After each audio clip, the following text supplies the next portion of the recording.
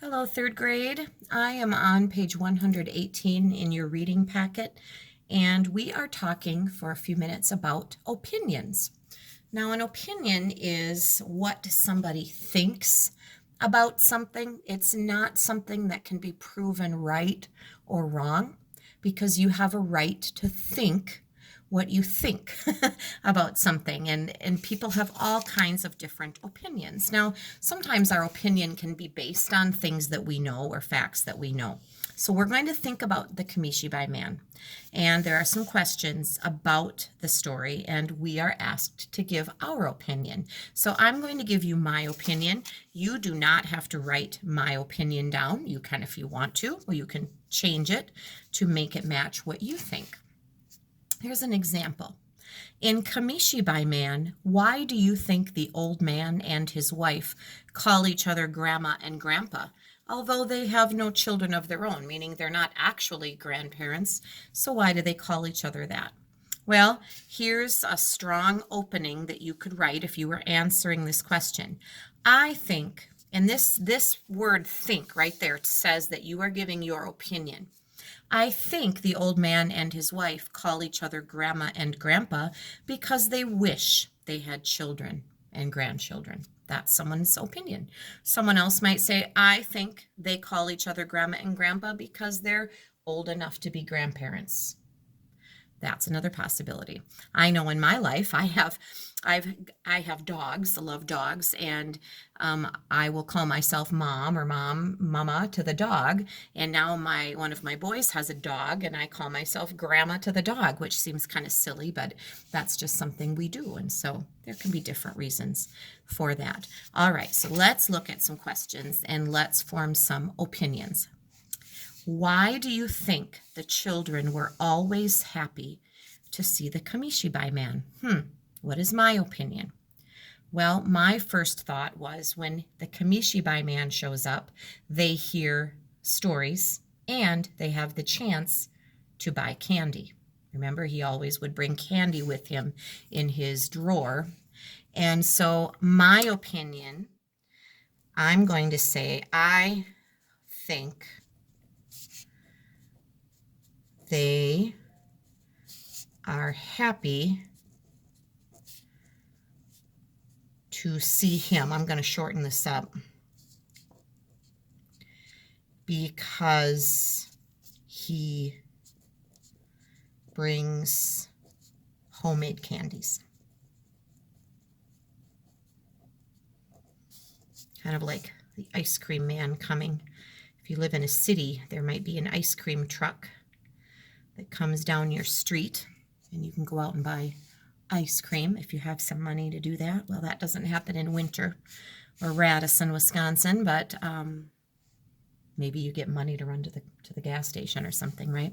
So this is my opinion, and you might have a different opinion, so you need to write a statement that reflects what you think. And again, you can stop the video if you need some time and then just start it again when you're ready to go on. I will keep things moving. Question: how do you think the Kamishibai man felt when he returned to the city? So here is this man on his bike going into the city. He hasn't done this for many years. He's quite old now, but he decides for old time's sake he's going to go down into this. He gets down into the city, and I personally think that he feels a little overwhelmed at how much has changed, right? You know, all of a sudden he's in the middle of this big busy street with all of these vehicles. Buildings have changed. Things just don't look very familiar anymore because cities can change pretty quickly. And so I think he probably was nervous and overwhelmed, anxious, scared, surprised at how different it was. So now to put that into a statement is the challenge, the opinion statement. And again, your answer does not have to be exactly like mine. I'm just giving you some ideas here. I think, and you could say in my opinion, but I think he feels overwhelmed, and that's kind of a big word. I guess it's the first word that came to my mind. He just probably doesn't quite know what to think because things are so different. because the city has changed so much. Now, we could write more about this if we had more room.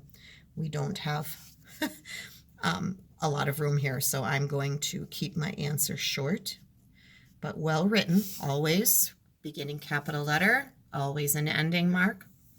As you're writing, always the word I is capitalized, even if it isn't at the beginning of a sentence.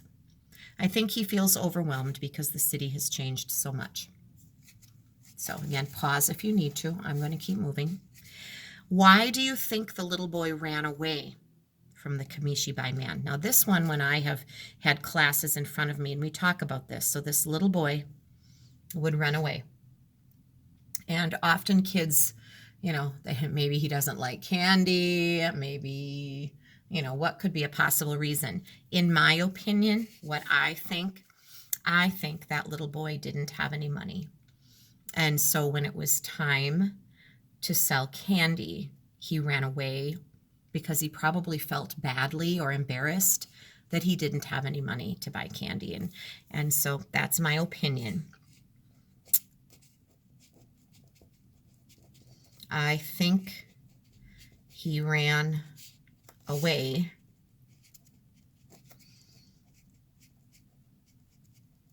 because he didn't have money for candy. I think that the most important thing when you are writing answers like this is that you clearly state your opinion and that it can be read, easily readable, using good grammar, your best printing. Those are goals so that someone else can read it, right? Make sure that you are making your letters and forming your words so that someone else knows what you're talking about. So if you need to pause this some more and finish that up, that's fine. I'm going to go ahead and write together on this page. Now this was side 118. Again, pause it if you need to. As I'm looking forward, 119, I'm asking you to do on your own. It is called a cumulative review. You're filling in the blanks. I would challenge you to try some cursive. If you are able to. See what you can do with those. And maybe have a grown-up help you if you need some modeling with those letters. I'm not going to take the time to do that on this video today. So 119 on your own today. Now on the back side, I'm going to ask you also to do 120 on your own. So you have 2 sides today to do by yourself. This is a cause and effect page.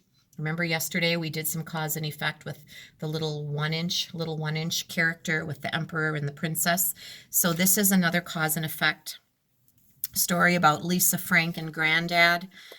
Granddad is telling a story, and you don't need to fill out this little map over here, but I do want you to think carefully about what you're reading and answer. Why doesn't Frank think Granddad's stories are true? That's an opinion. And why does Lisa's mouth drop open? So those are what you're going to be looking for as you are reading. So 119 and 120 together. And then I am actually just going to keep rolling here for you. And 121 now, simple subjects and simple predicates. We did predicates already. We're going to talk about them again. Remember, subjects are who the sentence is about, and the subject comes at the beginning of the sentence. The predicate contains the action or the verb, and the first word of the predicate will be your verb.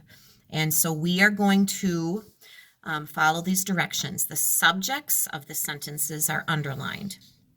The predicates of the sentences are not underlined. Write the noun in the subject on one line and the verb in the predicate on the other line. We are going to take the 2 kind of most important words from these sentences. The noun, which is the person, place, or thing that the sentence is about in the subject, and then the verb that starts the predicate. So we're going to write one word here, one word there. My friends enjoy this cooking story. Now, this is the subject. What is the noun? The very simplest of subjects. Friends, who are people, would be your noun in the subject. I'm going to write this in cursive for you so that you're getting a little cursive a cursive in since we didn't do a cursive packet this week. Now, the verb in the predicate, my friends enjoy this cooking story. Now, remember we said the verb in the predicate comes right after the subject.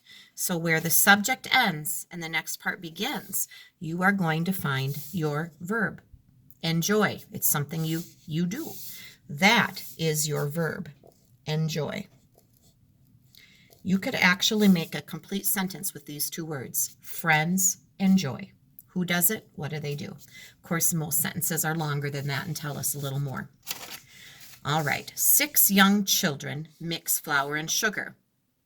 Here's our subject, 6 young children. Now, 6 and young tell us about the noun. Children is your noun. That's your who. 6 tells you how many, and young gives you a description of them as well. Children is your noun. 6 young children mix flour and sugar. Your verb comes right after the noun in the subject, and there it is, mix, something you do. Children mix. Number 3, the hot oven has 2 trays in it. The hot oven is your subject. The noun there, person, place, or thing. If you were thinking oven, you are correct. Oven is your thing. It's a noun. Oven is your noun. What is your verb? Well, what follows that word oven? The oven has. Now, remember we talked, I think yesterday, about, or maybe it was Monday, has, have, is, are, was, were, am. Those are verbs of being, those helping verbs. Sorry, I had that off the screen. And so those aren't really action verbs. They are linking or helping verbs. So has is one of those. Bill's favorite cookie is a sugar cookie. Bill's favorite cookie is the subject of the sentence. Now, here's the tricky part. Bill is a person. A cookie is a thing. Which one are we going to write down? That's a tough one, isn't it? At first glance, we might be really tempted to write down Bill's. But here's what I'm going to tell you about that. Bill's is describing whose cookie it is. The subject of the sentence is cookie. That is the word that comes also right before your linking verb, which is. So the noun in the subject is the word cookie. That's your thing. And the verb, which isn't an action word, it's a helping or linking verb, is. Number 5, the sister puts good food in the basket. Who is the sentence about in the subject? Sister is our person. And the verb is your action word. Sister puts good food. So puts is the actual action there. Puts. How are you doing? I don't pause a lot on these videos to give you a chance to answer because I need to keep moving, and that makes me kind of sad. So hopefully you're kind of thinking along with me here. That's the plan, right? The children eat dinner. Who is the sentence about? Children. That's your noun. And what do they do? This is kind of an easy one. Your action verb is eat, right? So there you are. If you need to pause this and finish up some of the writing, that's awesome and cool. Feel free to write together on this. Now, we just did 2 sides together, and then I gave you 2 sides to do on your own. I'm going to ask you to do one more side today as your spelling assignment. So I'm asking you to go all the way through page 122 today. This spelling page, you should be able to do on your own. I crossed out the bottom. You do not need to write a 1-paragraph story unless you want to. That is not part of the assignment. So really, there are just 8 spelling clues here. Write the basic word. So one of your first 14 words that replaces the underlined word. And all of your answers will be spelling words, and you can write them right down here. You should be practicing these words this week. Practice reading them and practice spelling them as much as you need to so that you are ready for our test on Friday. So that brings us to where we need to be. That leaves us just a couple more pages that we can do for Thursday. So we completed all the way from 117. Is that where we started? 118.